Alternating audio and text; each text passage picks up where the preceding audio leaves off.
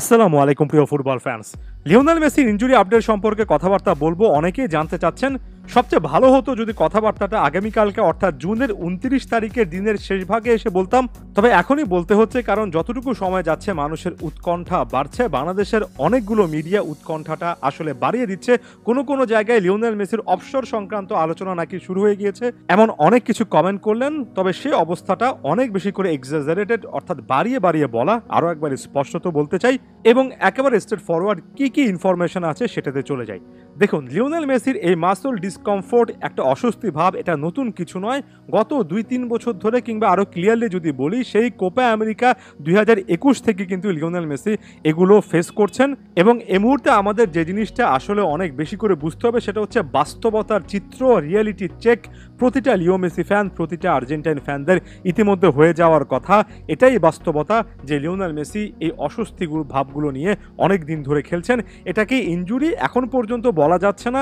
আগামীকাল অর্থাৎ জুনের ২৯ তারিখে মেডিকেল চেক আপের পরে আসলে লিওনেল মেসি কতদিন ধরে মাঠের বাইরে থাকবেন, কোয়ার্টার ফাইনালের ম্যাচ দিয়ে ফিরবেন কিনা, সে বিষয়গুলো একেবারে শতভাগ নিশ্চয়তা কিংবা এর কাছাকাছি নিশ্চয়তা দিয়ে বলা যাবে। তবে ওই যে বললাম, সবচেয়ে বড় বাস্তবতা হচ্ছে কি ক্লাব কি জাতীয় দল, লিওনেল মেসির এই ছোট অস্বস্তিগুলো অনেক সময় মাথা ছাড়া দিয়ে ওঠে। গতকালকে বা এর আগের ম্যাচটাতে চিলির বিপক্ষে লিওনেল মেসি একটা ফাউলের শিকার হয়েছিলেন। তারপর তার রাইট অ্যাবডাক্টর কিংবা ডান পায়ের উরুতে একটা ব্যথা ভাব ছিল। লিও মেসি পরবর্তীতে বলেছিলেন যে তিনি অল্প ডিসকমফোর্ট অনুভব করছিলেন এবং ম্যাচটা তিনি শেষ করতে পেরেছেন, এটা একটা ভালো ব্যাপার। অনেক জায়গায় এমন ইনফরমেশন এসেছিল যে লিওনেল মেসি ম্যাচটা হালকা জ্বর নিয়েও খেলেছেন, অর্থাৎ পূর্ণাঙ্গ ফিট কিন্তু ছিলেন না। স্বাভাবিকভাবে মেডিকেল চেক আপের আগে লিও মেসি আশা করছেন এটা বড় রকমের কোনো সমস্যা হবে না। এটা জানা কথা যে বড় রকমের সমস্যা না হলেও পেরুর বিপক্ষে ম্যাচে লিওনেল মেসি বিশ্রামে থাকবেন। তবে এরই মধ্যে বেশ কয়েকটা জায়গা থেকে চিন্তার যে বিষয়টা নিয়ে বলা হচ্ছে সেটা হচ্ছে কোয়ার্টার ফাইনালের ম্যাচের আগেও কি লিও মেসি ফিট হয়ে উঠতে পারবেন কিনা। মেডিকেল চেক আপ হওয়ার আগ মুহূর্ত পর্যন্ত এটা নিশ্চিত করে কোনো কিছুই আসলে বলা যায় না। লিওনেল মেসি দলের সঙ্গে যোগ দেননি এমন টাইপের অনেক কথাবার্তা কিন্তু বলা হয়েছে। আসল ব্যাপারটা ছিল ওই ম্যাচটা শেষ করার পরে লিও মেসি মায়ামিতে ফিরে এসেছিলেন, অর্থাৎ তিনি বর্তমানে যে ক্লাবটাতে খেলেন সেই শহরটাতে যেখানে তার বাসা আছে সেখানে ফিরে এসেছেন।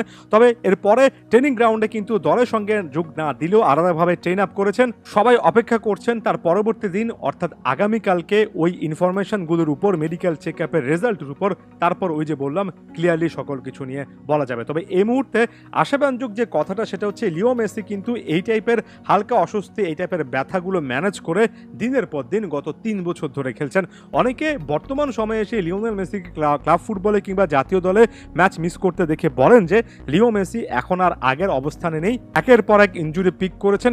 ব্যাপারটা এমন নয়। এমনকি ২০২১ সালের কোপা আমেরিকা ফাইনালও লিওনেল মেসি কিন্তু ইনজুরি নিয়ে খেলেছেন এবং এই হালকা চোট বা ব্যথাগুলো শুধুমাত্র ডান পায়ের উরুতো নয়, হ্যামস্ট্রিংও আছে, অ্যাঙ্কেল অর্থাৎ গোড়ালিতেও আছে, নানা জায়গায় কিন্তু আগে থেকে আছে, যেটা হুট করে ম্যাচের মধ্যে টান লাগলে কিংবা কোনো একটা ফাউলের শিকার হলে হুট করে বড় আকার ধারণ করে। আবার এতটাও কিন্তু তীব্র হয়ে যায় না, কোনো একটা সিরিয়াস ইনজুরি হয় না যেটার প্রেক্ষিতে আপনাকে অস্ত্রোপচার কিংবা অপারেশন করতে হবে।